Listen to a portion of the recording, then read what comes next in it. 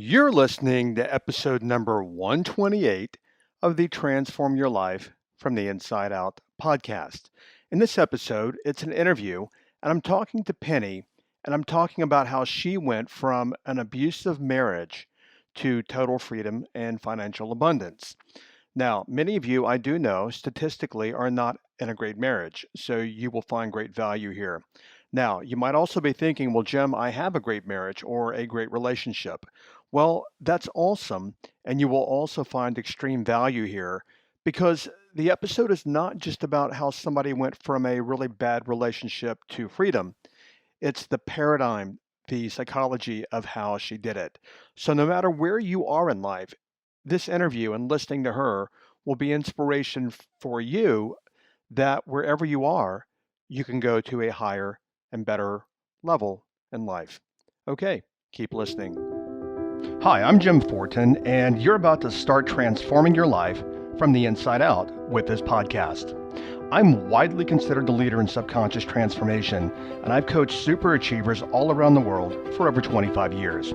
Here, you're going to find no rah-rah motivation and no hype, because this podcast is a combination of brain science, transformational psychology, and ancient wisdom all rolled into one to take your life to levels you've never thought possible.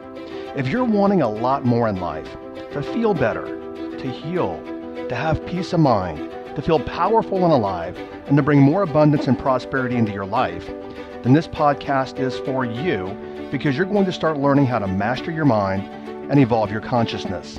And when you do that, anything you want then becomes possible for you. I'm glad you're here. All right, guys, today we're going to be visiting with Penny, and she's going to share her story. And she might put it in the better words than I am, but she's going to share her story, how she went from being in an enabled relationship with a partner that had certain life circumstances that were pulling her back, that was affecting you, Penny, affecting the kids and everything else. And basically you were trying to move ahead in life, but you had somebody that just kept pulling you back in life, right? So let's do this. Let's start first with everyone listening so they can, people can say, I can relate to that. If you could take what I just gave you, what I just said, and share with people where you are when we met. Yeah, so I was in the atypical happy relationship as a mum at home with a toddler. He's nearly 2, and everything on the Facebook, Instagram outside looked rosy and peachy. We've got a lovely house, I do triathlon, I was still getting out doing everything.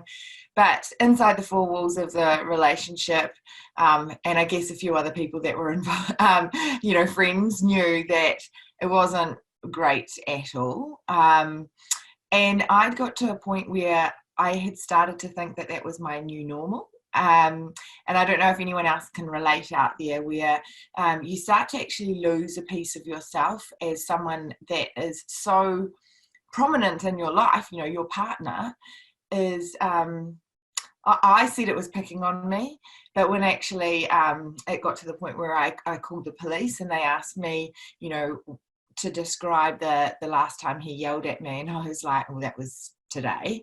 And they said, well, when was the time before that? And I said, the day before. I said, look, let's just stop this conversation here. And why don't we go, when did he not yell at me? That would be easier to answer. And they actually said to me, this is verbal abuse. That was when it really hit me that, holy moly, how had someone who has got a master's degree, written a book, got her own business, done all these sporting achievements, got in this place? How could someone so intelligent get in this place? And wait, Penny, before you keep going, and everyone listening, I'm going to interrupt you from time to time, only so I can clarify a little bit for people listening as we go, okay? Mm-hmm. So, because I wanted this to be very organic, because I know you and you've been in my program, but I wanted to see where you wanted to go because you have so much to share. So I think where we're starting is that on the outside, you look like you had an amazing life, the Facebook, the Instagram, all that kind of stuff. But on the inside, you were in an abusive relationship. Is that a very fair assessment of where you were when we met? Yeah, but I mean, I just didn't even realize. And I guess through, the course, Hmm. I started to peel away the it's okay layer and understand actually it's not okay. And um, Now, hang on, I hang on, hang on. You said new normal. So it was normal for your daily life to be, you were in an abusive relationship, but it was so normal for you, you didn't really recognize that it was an abusive relationship. yeah, totally. Okay. Now It's let's go ahead. I'm sorry, you go ahead. Oh no, it's this as the saying goes, it's death by a thousand scars. It was just one little nitpick a day, another nitpick, and it becomes normal. Yeah. Now let's go back here. If I remember correctly, and I could be wrong, but wasn't there a time in the group for people listening? We have a very active Facebook community. And Penny's nodding her head. I'm very supportive. I'm in the group. My coaches are in the group. And we were literally halfway through our time together, and you were still like, how come things aren't changing for me? How come things aren't changing for me? And I got onto you and said, because you won't let go of your life. Was that you and I talking that you wouldn't let go of? You were, even though you were in this abusive relationship, and you're welcome to say, no, that wasn't me. And that could be because there's a couple of you. But wasn't there a time where you weren't acknowledging that it was as abusive or unhealthy as it was? Yeah, and you're 100% correct. And even you saying that now really kind of like stirs up that, oh, it wasn't actually that bad, like it's Yeah. not that bad. But it was, and I need to admit that, he dislocated my shoulder on our wedding night. It was bad. Wow. And let's go there for a second. Now, everyone listening, it may or may not apply to you, but she's like, it's not that bad, not that bad. And in our time together, I kept seeing her justify that everything's kind of okay. What she was doing is, I don't want anything in my life to change relative to him, but I want my life to change. I want a whole different, I want to evolve and transform. And I've created this abundance in my life and everything else. And I don't want to get a divorce, which, by the way, I don't tell people to do. That's not my place. But I remember very clearly is that you weren't seeing how much of a toxic influence in your life that it was. Mm. And Yeah. you wouldn't let it go. Remember, you're like, I don't get it. I don't get it. Why is everyone else having all these transformations and I'm not? And I Yeah, hit and it. I'm a real goal driven, like these things have to happen. If I'm going to enter a marathon, I'm going to enter an Ironman, it's going to Yeah. happen. And I was like, I'm doing all the workbooks. What's going on? And then I And came into Facebook, remember, before Leandra, I came into Facebook and I'm like, because you won't let go, you're not seeing, literally, metaphorically, that bag of rocks that's dragging you down. And you're hanging on to that bag of rocks like for dear life because you don't want anything to change in your life. But yet on the flip side, you want change. And you're not going to get change until you let go of what you're holding on to. yeah, and I also think it was the fear. Definitely, Yeah. how could I was already drowning, right? Let's be honest. I was drowning. I was trying to run the house, trying to do all the cooking and cleaning, look after a child, which, by the way, FYI, if you're not a parent, it's not like getting a puppy. They're full time, Yeah. like Yeah. 24 hours a day. Yeah. It just gets more and more the more they develop. So, FYI, if you're thinking about it, think again.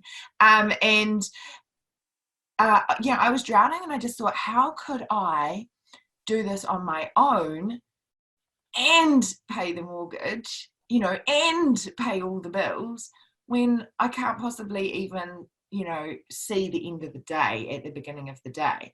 And, I had my own business. The week I came out of hospital after having Josh, I was straight back into calls.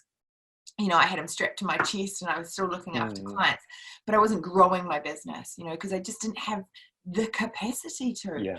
So if I remove someone who is, paying the bills and putting the roof above our heads, as my mother kindly kept reminding me, how was that going to happen? Stop right there for a second. I just couldn't see how it could happen. Yeah. And that's what Well, you guys really, really helped me with. not only, you know, like directness, but also all the tools that are in there that I could chip away at doing that in my own Yeah. subconscious to create, you know, what is it that you really want? And it was when I did all the work, and then I think one of the defining moments was when I looked at my son, and here he is innocently playing on the ground, and I thought, if you ever speak to a woman like your father is speaking to me, I'm going to kick your ass. Like there's no tomorrow, no matter how old you are. And then I thought to myself, how can I say that, and how can I enforce that when he gets older if he's seen it every single day? Yeah, he learned, right? So let's go back here, and I'm so proud of you. Let's go back because I want to bring this to people listening. Is that the place that you were, air quote, the biggest trapped in was that you're like, well, I can't leave because, as my mother reminded me, he's the provider, he's the money. I would, I just had my son. My business isn't where it needs to be. Therefore, I cannot leave this relationship. Is that correct? That's where you were, right? Yeah, And 100%. and that was a trap. I mean, it was just keeping you trapped and it was suffocating. So all these things that you wanted, even though you could see them all, were out of your reach because of the fear of leaving the illusionary security of I have to stay with my husband. Mm-hmm. Yep. Okay. All right. Now let's go to great. Now let's go to where you are now in your life. And then we're going to bridge the two together from where you were. I love this. She's guys, if you're not watching this and you're listening, when I said, let's go to where you are now, she lights up and starts smiling. So let's go to where you are now. And then I want to just kind of look at from where you were to where you are now and the epiphanies and the ahas and the things that gave you power to be where you are now. So tell Mhm. us the great story now where you are. Well, I'm sitting in a house that I now own, which is our $1 million property overlooking the reserve and the ocean. I didn't get thrown out of my house like a broke ass, solo mum. Like I thought that was going to happen. I got rid of him, and I said, name your price, I'll buy you out. And then I went about finding out how I could actually do that. I had no idea. But I'd like surrounded myself with the right people who could help me with the finance. And, it's where there's a will, there's a way, right? And so Yeah. I went for it. And as soon as he stepped out of the door, well, he couldn't get back in the door, but that's another story. The energy just totally shifted. Jim, it was crazy. I signed a client within like a day of him going, and most people would think he'd be a crying mess on the floor, trying to piece Yeah. things together, working out how, your child's going to be all upset and all the, how's it affecting Josh? I just had money rolling in and piling up. Like I've got more in my bank account than I've had in years. And I'm not, I don't want people out there listening like, she's showing off. No, I'm not. I'm showing Right. that it's possible as soon as that energy shift changes. And it was really so obvious because I have a Bengal cat. So I'm a crazy Bengal cat mom as well. And Wait, you're a what? What is it? What'd you a say? Bengal cat mom, she's like, you need to look it up. Bengals are crazy like tiger cats. Oh, the Bengal, like the Bengal tiger. Okay, got Yeah, it. yeah. Yes. And she used to go away for like 7 days at a time and just disappear. And she has never left the house since he's gone. She now comes and sits on the couch with me and cuddles in, and animals pick up on the vibe Mm-hmm. massively. And I Mm-hmm. cannot believe the huge amount of shift just in her energy and her aura as well. Josh is thriving. He's doing great. There's not been a skip in his milestones or anything like that. So life has really changed. Okay, so let me ask you, and I didn't ask you even prior to we started because I remember in our time together when you were in coaching, I mean, literally, we spent 14 weeks together, and for the first 7 to 10, you had your teeth into living your life, not letting him go. It wasn't an option. You couldn't let him go because you needed all these things to, at some point, there was some day you made a shift that's like, I can't, for people not watching, she's smiling. What was that shift or that aha that said, you know what, I can't do this anymore. I can't have them the rest of my life. What was that shift, the epiphany, the aha that said, I need to let him go? Um, I think that it was, I'm not sure where it was within the group, but it was definitely the, it was when, I think it was you that said, don't doubt, just believe, and it's going to happen. And I thought to myself, my mum was harping on about, oh, I can't do it until he's 5 so that you can work, and when he's at school and you've got school hours. And then, everyone was giving me all this advice, and I just thought, nope, it's just going to happen. I just have to, to actually be the person I want to be. I have to be that person right now. And so I got my ducks in a row, kind of legally, to understand what was going to happen. I rang the cops and said, what do I do if he kicks off? And the day we went out of level 4 lockdown here in New Zealand to level 3, you were allowed to leave the house.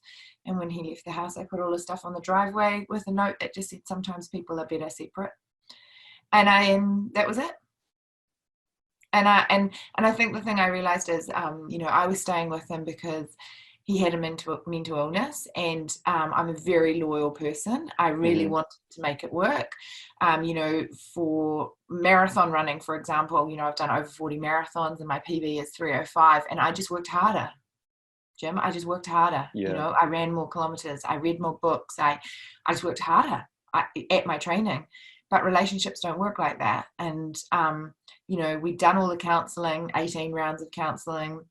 I'd worked harder. I'd been quiet when things weren't good. I tried not to say the things that upset him. I tried all these different things. And I kept saying, well, he's got mental illness, so we'll get through this. If he had cancer, I wouldn't just walk away. Right. But it's not about that. It's about the fact that you guys showed me within the group, the coaches showed me within the group, that if they're not willing to do the work as well, there's no way that it's ever going to get to the place where I want, where it was healthy. Yeah.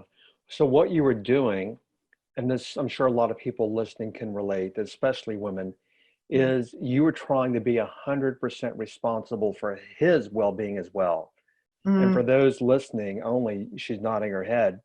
And that so many times in life, we're like, this doesn't work anymore. We've been through counseling and therapy, and it's been years, and he says he's going to change, or the person says they're going to change. They never do. But I can't leave because then, like you, oh my gosh, what would I do financially? And my partner brought in all the money, and I can't do that. And then, oh my gosh, they're going to feel bad if I leave, and I don't want them to feel bad. So what we tend to do is we let the partner be as irresponsible as they want to be. We sit there, we suck it up, we try to make things work. But unless the partner changes as well, it doesn't matter how much work that we do, the relationship is never going to improve because we're trying to be responsible for the irresponsible party who won't be responsible. Is that fair? Totally. Yeah, for sure. Was there any thought, like, was there some like literally black and white thought in the process when you're like, I'm done with this? I'm just curious to share with them so people listening can say, what was that thought she had? Maybe there's not, but was there something you're like, that's it, I'm done? Yeah, it was. And it was over almond milk. And funnily, there's another lady that's written a book. I can't remember her name, but hers was over blueberries. So it's not generally, I thought it was going to be some cataclysmic sort of like massive argument. And we'd had those, and I'd said, sort yourself out, give them ultimatums, told them, like, if we don't have this by this date, we're selling the house, we're moving on, because I kept getting we can't afford to live here, blah, blah, blah, blah, money's tight, all these like real controlling type narcissistic behaviors. And I thought it was going to be one of those, but it was over almond milk. And he put the empty almond milk container back in the fridge, And I obviously hadn't bought any because there was a container in the fridge, so I thought there was some. And he was drinking normal milk, and I said, "Well, hang on a moment, you're lactose intolerant. That's going to make you really sick for the day. So you're What are you still doing?" watching out for him over lactose intolerance after everything else. Keep on going. Yeah, exactly, right. And I said, "Oh, what are you doing?" And he was like, "Well, there's no almond milk, is there?" And I was like, "Oh, sorry, there's a container in the fridge. I didn't buy any in the shop because the container's in the fridge." And he was like, "Well, it's empty, isn't it?" And I was like, "Well, don't put the empty container back in the fridge because I don't like go and open the lids of everything Right. when writing the shopping list." And he was like, Yeah. "It's my prerogative if I want to leave the empty thing in the fridge or not." And I was like, "Right, that is it. I am not having a fight in front of our son over almond milk when I'm trying to be caring here and making sure that you don't basically have diarrhea all day because you're drinking normal milk, right?" Like, Yeah. there has to be a line. And it was at that point that I was like, no more. Yeah. Absolutely. Were you was it simply as simple was it as simple as that where you're like, I'm just done? Yep. And there weren't even negative consequences. It's just, I'm done. I'm not doing this anymore. I'm assuming. Okay. Yep. Now And let's go I've back. not shed a tear since. Okay, let's go back. So she's not had a tear since. I remember, I think what you were leading to earlier about trusting, I think it's the day that I gave all of you an STD. And I said, yeah, she's nodding, Yeah. surrender, trust, and do not doubt. I have it on my screensaver. STD, right? Yeah, Yeah. surrender, trust, and do not doubt. And what I want, she's showing, yeah, she's got it right here on the screensaver. She's holding her phone up. And what I want to share with you guys is we're all human, we're all on the planet. And what she can do, I can do, you can do, anyone can do. And Penny, you've been with me for a while, so you know there are so many people, and especially women, that feel trapped in unhealthy relationships. And then they stay forever. And what happens is they become a shell of a person. They become a very hollow person because they've literally given their life away for their child, and they want that security, so they'll stay for their kids or children or whatever, or they're afraid, like you were, is that I can't leave because of money. So I'm going to just stay trapped here for many years. Okay, so now you're doing extremely well. Your business is thriving. Mm-hmm. What do you think? And I know you said energy, that might be a little nebulous for some people, but for anybody that's listened to me for any amount of time, I always say that everything is energy in the universe. It is, it's a fact in the universe. And people can interpret that however they want. But you're saying, as I understand, once you metaphorically, or once you cleaned and cleared the energy in your personal life and you move the toxicity out of your life, meaning the relationship with him, everything else in your life started to blossom. Yeah, definitely, because people buy people, right? Yeah. Not products or services or anything like that. And if you've just been like chastised because there's no almond milk in the fridge, it's fairly difficult to then go and get on a live and be like, "Hi everyone, my product's amazing," when really you're thinking, "Oh, I really want to like murder someone at the moment or like throw a plate out the window." It's really difficult. Yeah. And people buy on their gut feeling, and if you're off in your energy or your vibe, and I'm sure you're going to put this in a much more eloquent way, but if you're off on your energy and vibe, people pick up on that, and that makes them think like, hang on a moment, something's not quite right here. And they assume that it's around your product or your service, but actually it's your energy. And I was finding that really difficult to, change hats. And I was basically, being a mom, and I'm sure we'll dig into, how I really had that identity that I was a mum, so that was it. But I had the mum hat on, like navigating breastfeeding and all that sort of jazz. Take that off quickly while he's asleep, and put the hat on of like, trying to run my business and trying to encourage people to be excited about the things that I was talking about. And then, someone yells from upstairs, "Oh, can you keep it quiet down there," or something, like something really like, just like, and then you're like, "Oh my God, put that hat back on," and it was just too difficult. So when that left, it left me in the driver's seat of, how do I want to show up I mean, Jim, it's been like 5 months now. I've been yelled at twice in those 5 months, and that's been from my mother, and that's it, right? And that's Yeah. it. And that is huge shift on not only vibration and energy, but also my ability to sleep Yeah, sure. soundly. Yeah, let's go there for a minute. Is because when you started becoming vocal in the group and sharing your stories with a very, very active community, is literally you were trying, I know you remember, you were trying to keep everything in your life like him and be responsible for him and then make your life all like a bed of flowers. You weren't going to let go of him. Now I got to be responsible and all this kind of stuff. Now let's go here because I want people listening. And well, let me back up. Is to be fair to people that are listening, is that you're what I call a doer also, meaning you can get things done. You already had a business that was doing well, was on a launch pad, but it's being suffocated by your personal relationship Yeah. and the way that you were being. So what I want to share with everyone listening is I'm not telling, and you're not telling anyone to, you said you had things lined up when you were ready to lock him out of the house. I want to back up here and share a story also. I'm fumbling this a little bit, but what you did, my mother did the same thing, but she also had had her second brain surgery and had no income. But she felt it was important to push my father, who was an alcoholic, out of the house. And she did. One day she's like, you have to go. You're done. We're done. Now, mind you, you had financial sustenance. We have the internet these days. You had a business. It wasn't where you wanted it to be, but you had a foundation underneath you. My mother had no foundation underneath her and depended on her parents to assist her. So I guess what I want to say here is I wrote it down. I say it all the time: where there's a will, there's a way, but surrender, trust, and do not doubt. You knew, and this is what I'm sharing with people and I want them to get, is wherever they are in life, people listening, things are, as you hear me say all the time, things are always going to be fine. Yeah, totally. And you know what?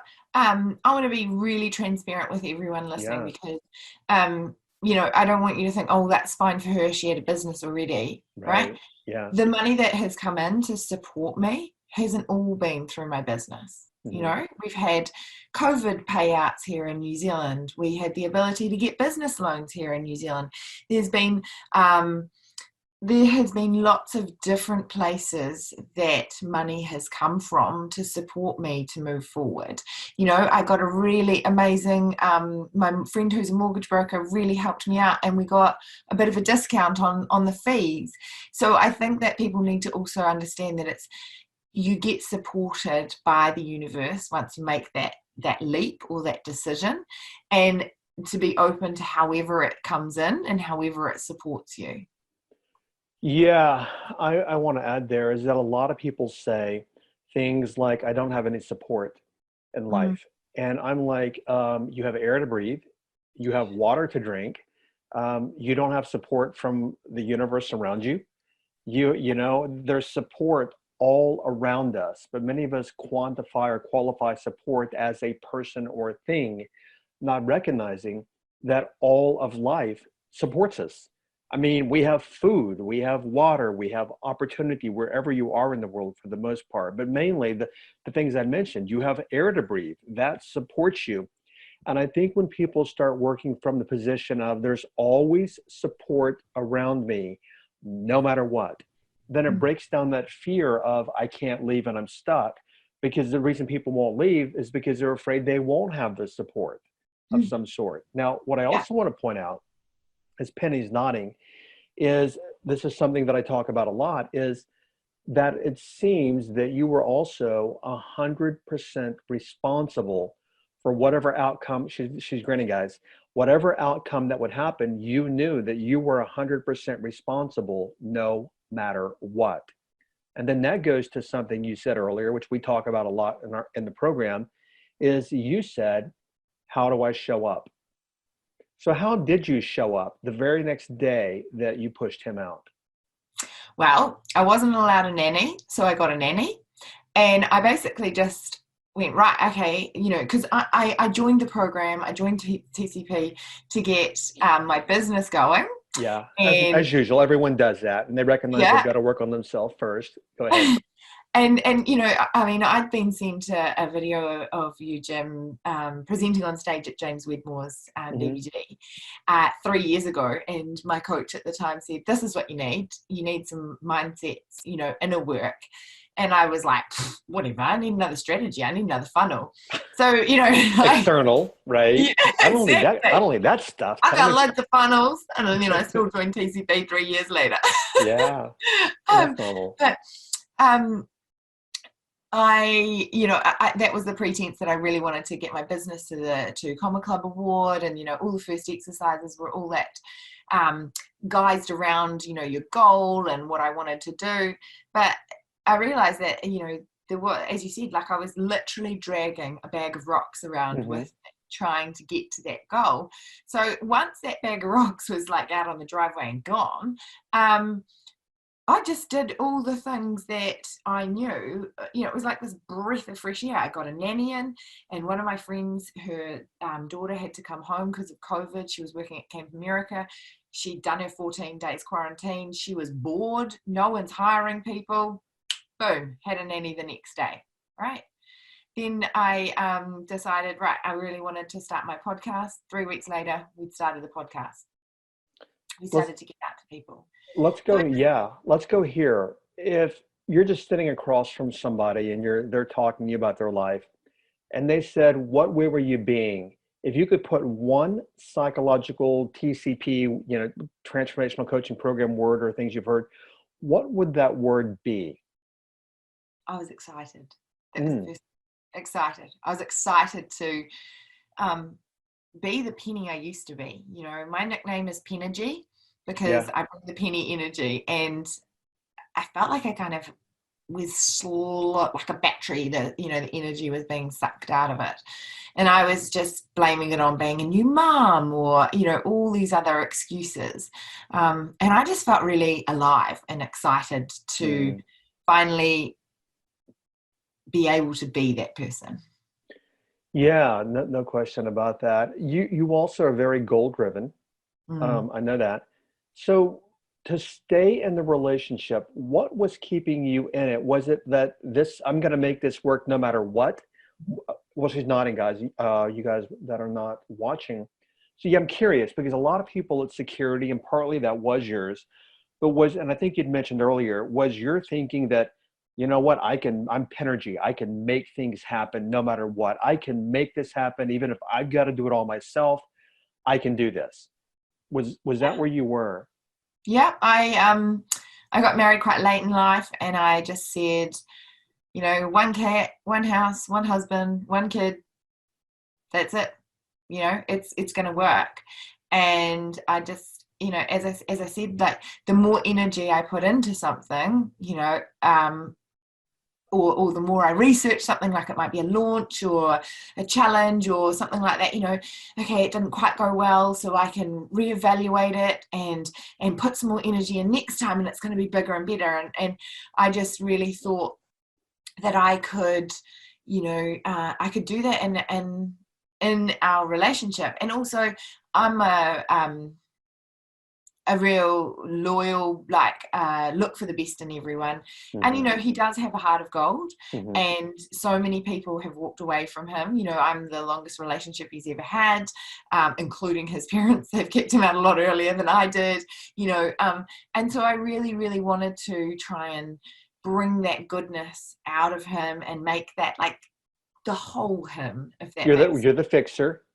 Yeah, exactly, you know. Um, and I come from a long line of divorcees in my family, and I really didn't want to become another, you know, and oh well, she's split, you know, and the family gossip. Um, but at the end of the day, I want to raise a fine young man, and I couldn't do Mhm. that in the environment that I was in. Let me go there for a second. Everyone listening is, and I'm sure you will and are raising a fine young man. One of your highest values is to be an exemplary mother or the best mother that you can be for your son. And you know this now is that many people will stay in a relationship because they want their kids to have two parents. They're unhappy in the relationship, and they think that, well, you know what? We have more stability with two parents instead of one, not recognizing that you're teaching your child what an unhealthy relationship looks like, which becomes normal for your child. And then your child goes out as an adult and seeks relationships that are equally as unhealthy as the one they learned the way relationships should be. Oh, 100%, Jim. You know, I looked in the mirror a couple of times and thought, oh my God, I'm my mum. This is dreadful. You know, my biological father just walked all over her, took all her money, took all her ability to work, you know, run her business. She was a farmer and he went bankrupt. So the farm went. That's a pretty quick way of getting rid of the business. You know, and we had nothing. I went from being dropped to school in a helicopter, because my dad was a helicopter pilot, to not even having a car to be able to be driven to school, you know, and I just thought, wow, I am winding myself into this position of full-time mum, business winding, you know, not winding down, but not growing, not going anywhere. And, you know, he's responsible for everything, and kept on telling me, you know, there's no money to pay the mortgage, there's no money to pay the mortgage. And I was just like, warning bells were going off in my head. And I thought, how have I got myself in this position? And you know what, now Josh has got two loving parents that aren't at each other's throats all the time. I have him for 4 or 5 days, and then he goes to his dad's.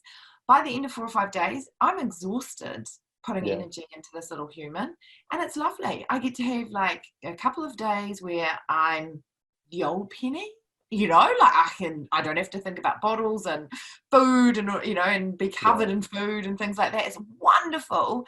And he goes to his dad, and his dad's been rested all week, and he gets to do all these real fun things with his dad and, you know, have a great time with a full energy, full charged parent.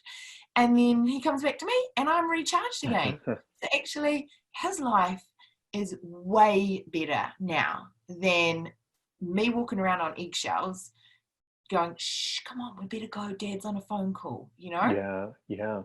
Let me, I guess get people to take away from my perspective. And TCP has said this, is I'm not advocating anybody get a divorce, not get a divorce. It's not my place. I mean, this is an individual decision. But I told a story, and I tell it in every TCP, about how a client of mine was in a male, and his wife was not engaged at all in the relationship, not helpful. They had no intimacy. It was just a dead relationship. And he was afraid to get a divorce, which I didn't tell him to do, but we started talking about it. And I told him, because he was worried about money and his kid and everything else. And I said, do you know where your life is going to be if you got a divorce? And he said, it's going to be bad. It's going to be this. And I said, no, which Penny demonstrates. I said, your life is going to be what your life is going to be if you're based upon 100% responsibility for the outcome, because we are responsible for the outcomes in our life. The definition of responsibility, according to Merriam-Webster dictionary, is to make something happen. And if something happens, we're responsible. If something doesn't happen, we are also responsible for that. So when we stay in relationships that don't serve us and are unhealthy, we're being irresponsible for our own well-being by allowing a person to be abusive in the relationship. So my takeaway, then I'd like you to ask yours, is if we're thinking about leaving a relationship, what's going to happen is what we are 100% responsible for making happen once we leave that relationship. We don't live in an arbitrary universe where one person can leave and it's going to be great, and the second person can leave and it's going to be horrible. We decide, we choose what's going to happen as a result of what you said, how do I show up? And you showed up excited once he left. Now that's my takeaway for the listeners. If you're sitting across from somebody and they said, just give me one piece of advice, I want to leave and my life's upside down, I'm afraid to leave, what would be that piece of advice that would come from you?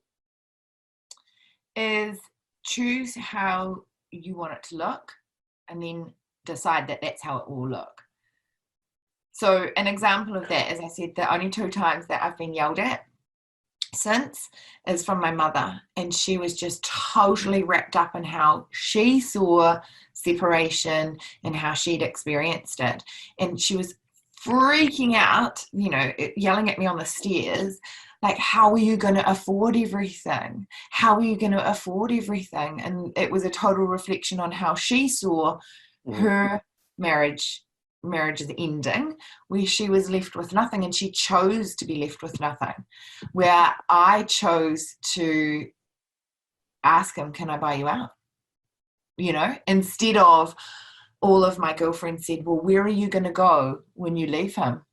And I said, I'm not going anywhere. I'm staying here. This is my house, and this is how I want it.